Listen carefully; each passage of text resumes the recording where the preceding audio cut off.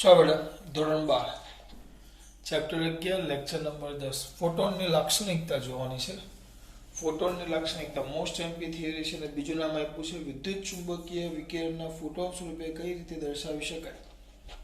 પણ મેઇન સવાલ આ છે ફોટોનની લાક્ષણિકતા મોસ્ટ એમપી સવાલ છે અને આના જે સૂત્ર આવશે આપણે કામ આવશે. કોની લાક્ષણિકતા? ફોટોનની લાક્ષણિકતા. ફોટોનની લાક્ષણિકતા. તો પહેલું હતું તો જ્યારે વિકિરણ એટલે પ્રકાશ, તો ખબર વિદ્યુત ચુંબકીય વિકિરણ. તો વિકિરણની દ્રવ્ય એટલે કોઈ મટીરિયલ દ્રવ્ય સાથે ની આંતરક્રિયા દરમિયાન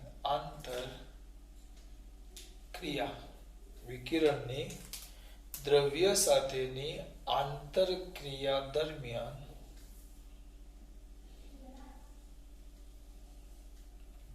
વિકિરણની દ્રવ્ય સાથેની આંતરક્રિયા દરમિયાન આજે વિકિરણ એટલે કે ફોટોન વિકિરણ કણ સ્વરૂપે વર્તે છે. ધ્યાન રાખજો, કણ સ્વરૂપે વર્તે છે. જે વિકિરણ છે કયા સ્વરૂપે વર્તે છે? કણ સ્વરૂપે. વિકિરણ કયા સ્વરૂપે વર્તે છે? કણ સ્વરૂપે વર્તે છે. બરાબર. જેને કણ સ્વરૂપે વર્તે જેને ફોટોન્સ અથવા ફોટોન કહે છે. તો વિકિરણની દ્રવ્ય સાથેની આંતરક્રિયા દરમિયાન વિકિરણ કણ સ્વરૂપે વર્તે છે. એ વર્તે છે. હજી આમાં ધ્યાન રાખજો, અમુક સંજોગોમાં કણ સ્વરૂપે વર્તે તો અમુક સંજોગોમાં પ્રકાશ સ્વરૂપે એટલે કે વિકિરણ સ્વરૂપે વર્તે તો દ્વૈત સ્વભાવ છે. દ્વૈત સ્વભાવ આપણે આગળ વાત કરશું. તો કણ સ્વરૂપે વર્તે છે જેને ફોટોન્સ કહેવાય. ફોટોન કણ સ્વરૂપે વર્તે છે. જેને ફોટોન કહેવાય છે. ધ્યાન રાખજો. વિકિરણની દ્રવ્ય સાથેની આંતરક્રિયા દરમિયાન વિકિરણ કયા સ્વરૂપે વર્તે? કણ સ્વરૂપે. જેને આપણે ફોટોન્સ કહેશું. ફોટોન કહેવાય. બીજું, હવે ફોટોનની ઉર્જા. જો ફોટોનની આવૃત્તિ, કામ કરીએ ભેગા, એ લોકો બધું ભેગું આપ્યું, આપણે થોડુંક વ્યવસ્થિત લખીએ. આઈન્સ્ટાઈનનું સૂત્ર તમને યાદ હશે. આઈન્સ્ટાઈનનું સૂત્ર તો આઈન્સ્ટાઈનના સૂત્ર પરથી આપણને ખબર છે E is equal to mc square. E is equal to mc square. E is equal to mc square. E is equal to ખબર છે અહીંયા ડેલ્ટા mc square. મને ખબર ડેલ્ટા એટલે દરમાં થતી ક્ષતિ જેનું એ દ્રવ્યનું પ્રકાશમાં રૂપાંતર થતા E is equal to mc square. પણ ડેલ્ટાની જગ્યાએ આપણે mc square લખો. તેના પરથી m is equal to E by c square. પણ હવે આ લોચા પેડા કારણ કે E ની કિંમત પહેલા જોશે આપણે. સોરી બેટા, લોચા એટલે આ લખવાનું બધો ક્રમ વ્યવસ્થિત લખું છું. જો વિકિરણની આપણું જે વિકિરણ છે વિકિરણની આવૃત્તિ f એ f ના જગ્યાએ મ્યુ લખશે પણ હું મ્યુ નહીં લખીશ, હું તો f જ લખીશ આવૃત્તિ માટે. આવૃત્તિ f અને તરંગ લંબાઈ લેમ્બડા હોય તો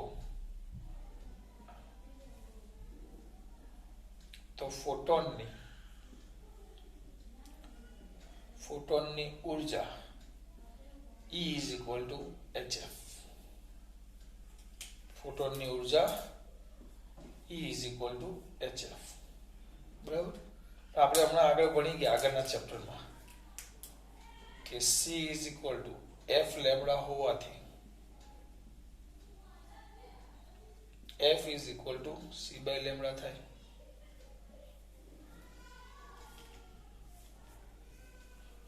અહીંયા લખાય C is equal to f lambda હોવાથી f is equal to c by lambda થાય. therefore E is equal to hc by lambda. આ સમીકરણ એટલે બે સૂત્રથી ઊર્જાના આ ધ્યાન રાખજો. બરાબર. શું હોય વિકિરણની આવૃત્તિ f, તરંગ લંબાઈ. આવૃત્તિ એટલે એક સેકન્ડમાં પસાર થતા તરંગોની સંખ્યા. ખાલી તમને યાદ કરવા માટે દોરું છું. તરંગ લંબાઈ આમ હોય તો બે ક્રમિક શૃંગ કે બે ક્રમિક ગર્ત વચ્ચેના અંતરને તરંગ લંબાઈ કહેવાય. અથવા એક આખો અહીંયાથી આટલું તરંગ, આ એક તરંગ લંબાઈ કહેવાય. તરંગ લંબાઈ. અને એક સેકન્ડમાં આવા કોઈ એક આડછેદમાંથી એક સેકન્ડમાં આવા કેટલા તરંગો પસાર થઈ સંખ્યાને એની આવૃત્તિ f કહેવાય. તો ઊર્જા E is equal to the hf. આપણે ભણી ગયા, આપણે આગળના ચેપ્ટરમાં ભણી ગયા કે C is equal to the f lambda. તો એના પરથી f is equal to the c by lambda. એટલે સૂત્ર યાદ રાખવાના. E is equal to hc by lambda. આમાં મેં એક જ ફોટોન લીધો છે, ધ્યાન રાખજો. બરાબર. આગળ ત્રીજું વાત કરીએ. ઊર્જા આવી ગઈ. હવે આઇન્સ્ટાઈનનું સમીકરણ.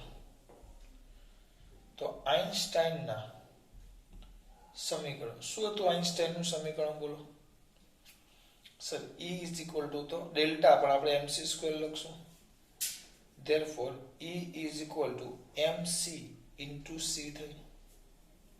mc into c બે વાર c² છે, c અલગ કર્યા. m એટલે દળ, c એટલે વેગ, પ્રકાશનો વેગ પણ વેગ આવે. દળ ગુણ્યા વેગ એને તો વેગમાન કહેવાય. તો E is equal to તો pc. કેમ ભાઈ? કારણ કે p is equal to તો mv પરથી વેગમાન, તેના પરથી વેગમાન p is equal to E by c. આ ફોટોનનું વેગમાન એવું. આ કોનું? ફોટોનનું. ધ્યાન રાખજો. દેખાય છે? વાંધો નહીં, કમ્પ્લીટ દેખાય છે ને? હા. p is equal to E by c. આ હતી તમારી ફોટોનની ઉર્જા. તો આ આઇન્સ્ટાઈનના સમીકરણ પરથી તમને મળ્યું આ ફોટોનનું વેગમાન.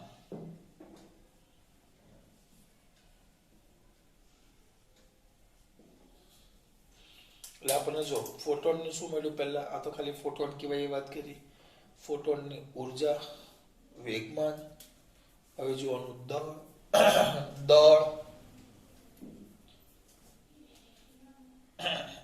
ચોથું ફોટોનનું દળ.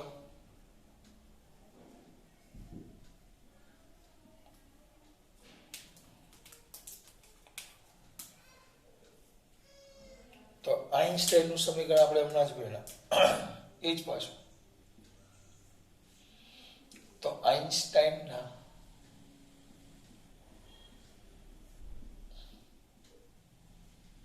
સમીકરણ પરથી E is equal to તો mc². તો દળને m સૂત્રનો કરતા બનાવી દઉં તો m is equal to E by c².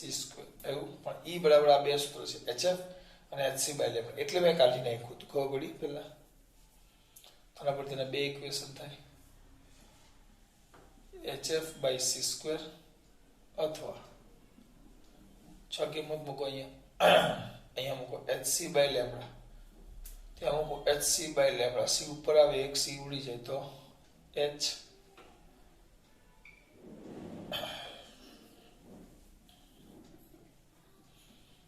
hc by lambda by c².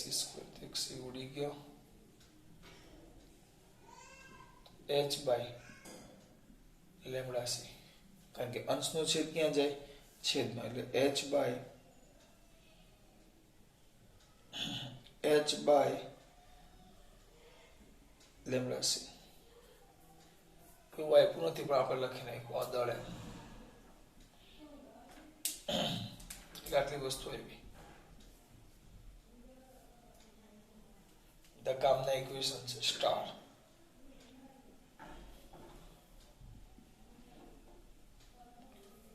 પછી આવે પ્રકાશની તરંગ લંબાઈ. આપણે પ્રકાશની તીવ્રતા આપણે આગળ ભણી ગયા બેટા.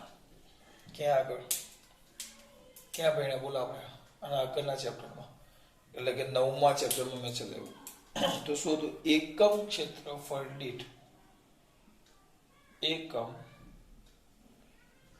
ક્ષેત્રફળ દીઠ સપાટીને લંબ રૂપે, એકમ ક્ષેત્રફળ દીઠ સપાટીને લંબ રૂપે પસાર થતી કઈ ઉર્જા બેટા? વિકિરણ ઉર્જા. વિકિરણ ઉર્જાને પ્રકાશની તીવ્રતા,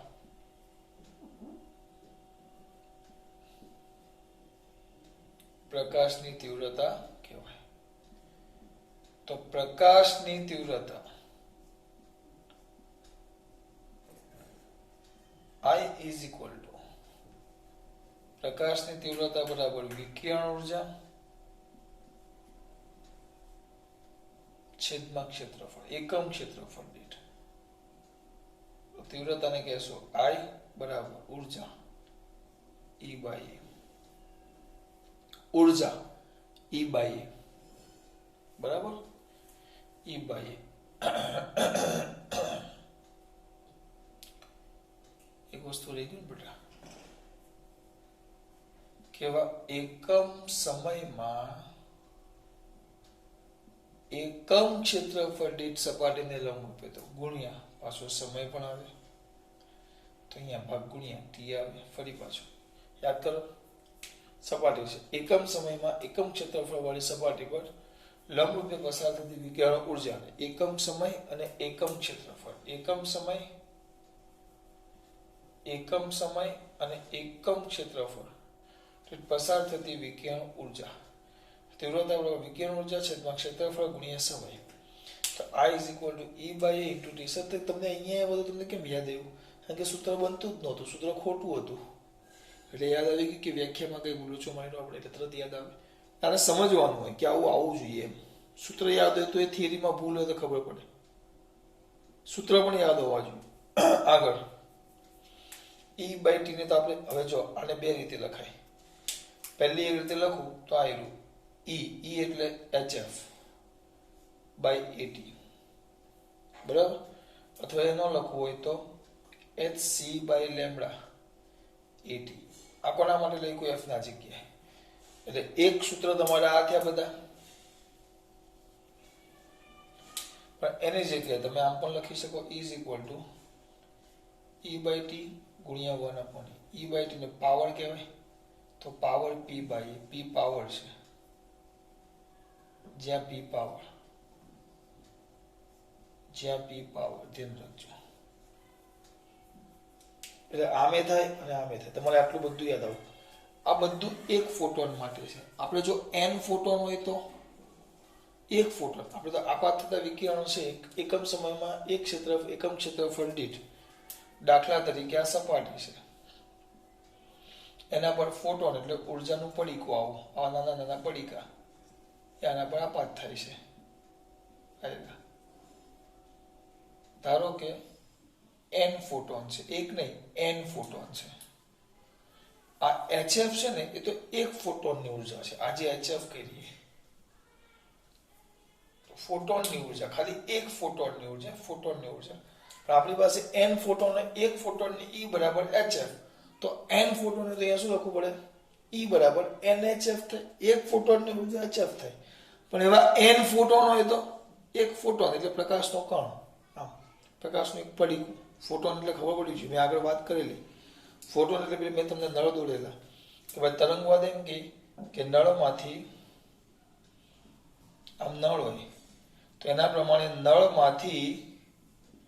નળમાંથી ઉર્જા સતત આમ આવે છે, તરંગવાદ છે. પ્લાન્કે શું કીધેલું? ભાઈ એવું નથી, આ નળ છે એમાંથી ઉર્જા એક પડીકા સ્વરૂપે આવે, પડીકા, આમ પડીકા, સતત ઉર્જાના પડીકા સ્વરૂપે આવે.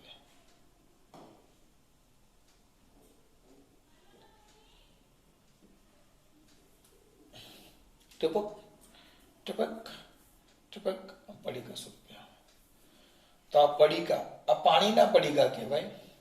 તો એવા આ તરંગ, જો તરંગ એક તરંગવાદ એમ કે આ સપાટી પર હોય તેના પર આમ સતત ઉર્જા આવ્યા કરે.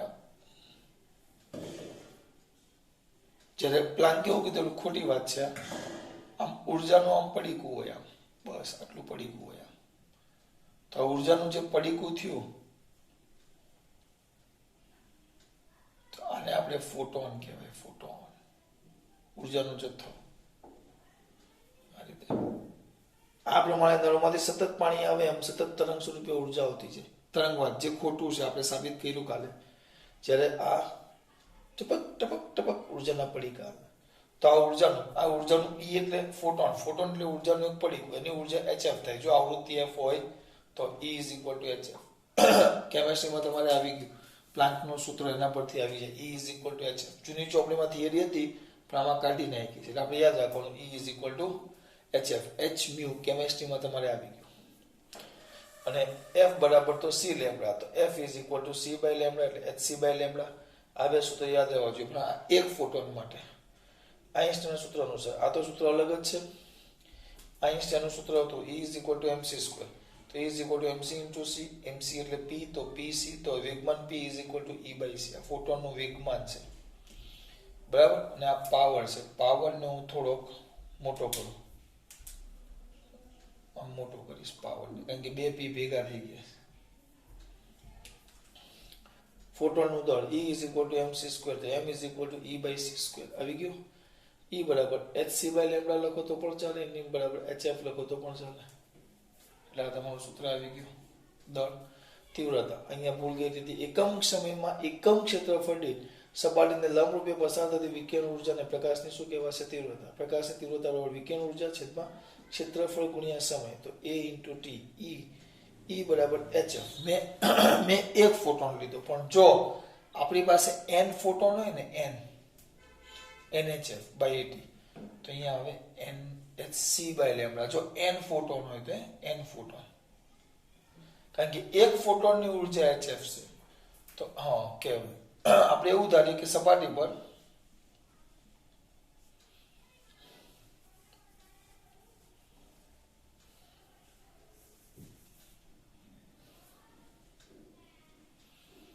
અહીંયા આપણે n કેમ લખ્યું? એક ફોટોન માટે HF આવે, પણ આપણી પાસે n ફોટોન છે. એક ને આવા ઘણા બધા ફોટોન આપાત થયા એટલે આપણે NHF લખ્યું. એટલે અહીંયા આવશે NHc/λ.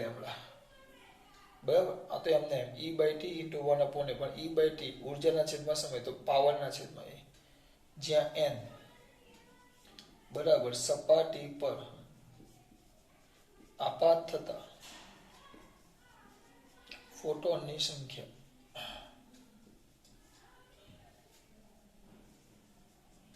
સપાટી પર આપાત થતા ફોટોનની સંખ્યા n. કારણ કે ફોટોન કેટલા? એક ફોટોન એટલે એક પડીકું. આવું એક પડીકાની ઉર્જા HF. તો આવા બે પડીકા હોય તો 2HF, 5 પડીકા હોય તો 5SF, n પડીકા હોય તો NHF. તો આ તો એક પડીકાની ઉર્જા સુધી. પણ આપણે એવું ધારીએ કે અહીંયા કેટલા સપાટી પર કેટલા આપાત થાય છે? આ બે આવ્યા, એવા ઘણા બધા આપાત થાય છે એકમ સમયમાં, n આપાત થાય છે. તો E = શું થશે? અહીંયા E ઉર્જાના છેદમાં ક્ષેત્રફળ ગુણ્યા સમય, પણ E બરાબર HF. HF એક માટે હોય, પણ આપણે તો એક કરતા વધારે આપાત થાય છે એટલે અહીંયા લખ્યું NHF, જ્યાં n એ ફોટોનની સંખ્યા. આ ભૂલતા નહીં. સૌથી અગત્યનો મુદ્દો આવશે, કારણ કે બધા દાખલા આના પરથી આવશે. મોટા ભાગના દાખલા, બધા નહીં, મોટા ભાગના. આ બધા સૂત્ર આવી ગયા 90%. I = E એટલે NHc/λ/AT. યાદ કેમ રાખવાનું? એકવાર પાછું જુઓ. હું આમ યાદ રાખું. I બરાબર એકમ સમયમાં એકમ ક્ષેત્રફળ દીઠ આપાત થતી વિકિરણ ઉર્જા, તો પસાર થતી વિકિરણ ઉર્જા.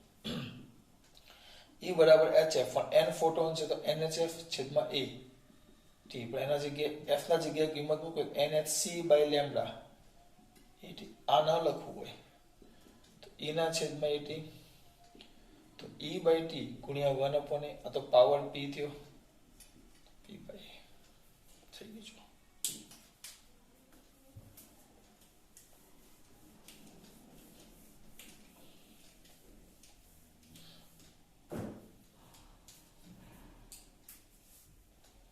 ખબર પડી બેટા?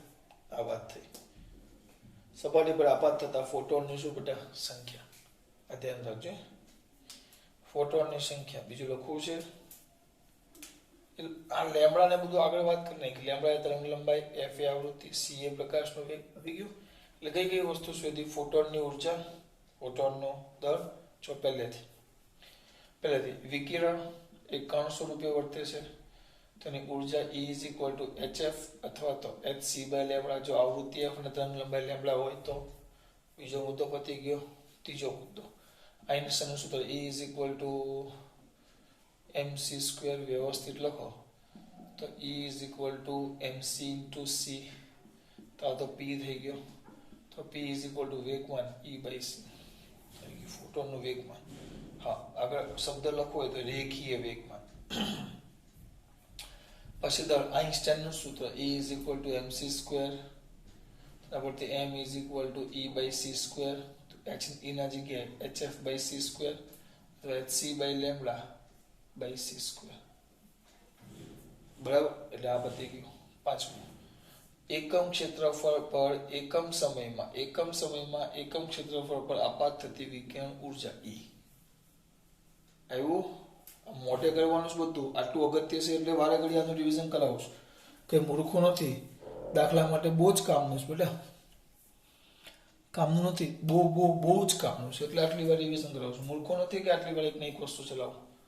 પણ n ફોટોન હોય તો NHC, NHF, NHF/AT એના જગ્યાએ કિંમત મૂકો તો NHC બાય લેમ્બડા AT અથવા આ બાજુ આવી જાઓ E/T તો P/power/A. આટલું મારા દીકરાઓને કમ્પલસરી યાદ હોવું જોઈએ અને જોઈએ જ. આ ભૂલાવું ન જોઈએ. આગળ ટીચર પાણી આપી ગયા હતા કંઈક નથી આવું છે ભાઈ. પછી આ જે ફોટોન છે આપણે એને કણ કીધું, વાસ્તવિક કણ સ્વરૂપે. એક કણ સ્વરૂપે વર્તે. પણ કેવા વાસ્તવિક લખજો બેટા? વાસ્તવિક કણ સ્વરૂપે. તો કણ સ્વરૂપે વર્તે તો છઠ્ઠો મુદ્દો લખશું. તો કણ સ્વરૂપે વર્તે તો કંઈક વિદ્યુત ભાર ધરાવે? ના. તો ફોટોન વિદ્યુત ભારની દ્રષ્ટિએ તટસ્થ છે. ટૂંકમાં કોઈ વીજભાર ધરાવતો નથી, કારણ કે એમ તો વિદ્યુત ચુંબકીય વિકિરણ છે, તટસ્થ છે. બરાબર? તટસ્થ છે. તેના પર વિદ્યુત ક્ષેત્ર અને ચુંબકીય ક્ષેત્રની કોઈ જ અસર થતી નથી.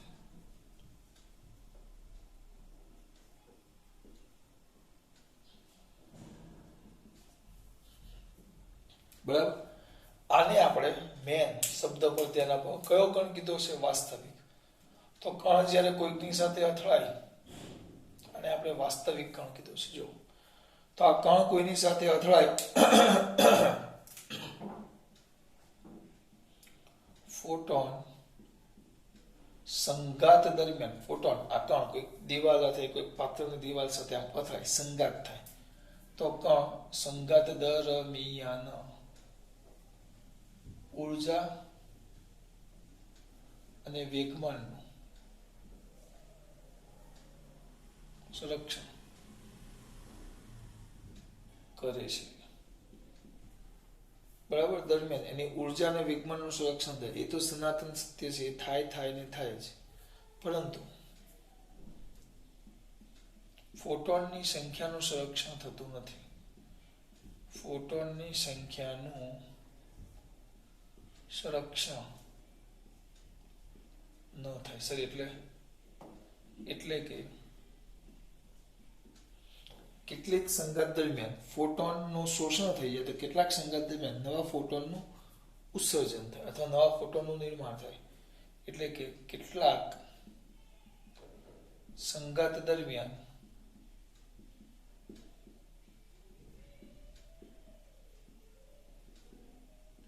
ફોટોનનું શોષણ થાય તો કેટલાક સંઘાત દરમિયાન ફોટોનનું ઉત્સર્જન અથવા ફોટોન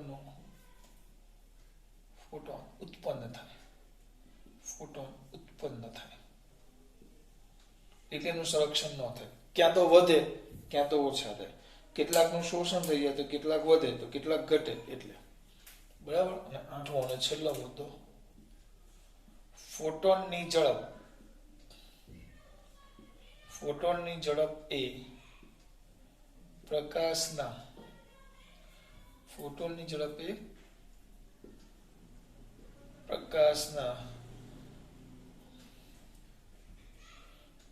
અથવા પ્રકાશની ઝડપ જેટલી છે. એટલે સર